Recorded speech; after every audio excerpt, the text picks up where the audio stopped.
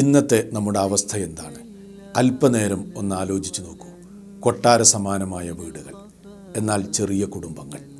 വൈദ്യശാസ്ത്രം വളരെ പുരോഗതി പ്രാപിച്ചു, എന്നാൽ രോഗങ്ങൾ ഇന്ന് വളരെ കൂടുതലാണ്.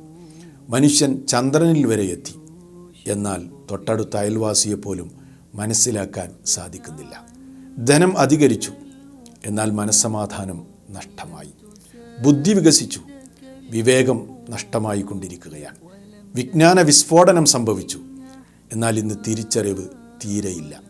വൈവിധ്യമാർന്ന വാച്ചുകൾ നമ്മൾ ഉപയോഗിക്കുന്നു, എന്നാൽ സമയം ഇന്ന് നമുക്കൊന്നിനും തികയുന്നില്ല.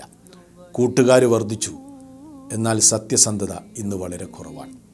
ടെക്നോളജി വികാസം പ്രാപിച്ചു, എന്നാൽ മനുഷ്യബന്ധങ്ങൾ ഇന്ന് അനുദിനം ദുർബലമായി കൊണ്ടിരിക്കുകയാണ്. പണ്ട് കുടിലുകളിലായിരുന്നു താമസിച്ചിരുന്നത്. അന്നവിടെ സമാധാനവും സന്തോഷവും അനുകമ്പയും പരസ്പര ബഹുമാനവും എല്ലാം ഉണ്ടായിരുന്നു. ഇന്ന് സ്വർണ്ണ സമാനമായ വീടുകൾ, പക്ഷേ അവിടെയുള്ള ഹൃദയങ്ങൾ ഇന്ന് ശിലകളെപ്പോലെയാണ്. നമുക്ക് ചുറ്റും എല്ലാമുണ്ട്, എന്നാൽ മനുഷ്യർ ഇന്ന് സമ്മർദ്ദങ്ങളിലാണ് ജീവിച്ചു കൊണ്ടിരിക്കുന്നത്. ചുരുക്കി പറഞ്ഞാൽ എല്ലാം പുരോഗതിയിലേക്ക്, എന്നാൽ ഓരോ ദിവസവും മനുഷ്യർ പരസ്പരം അകന്നുകൊണ്ടിരിക്കുകയാണ്.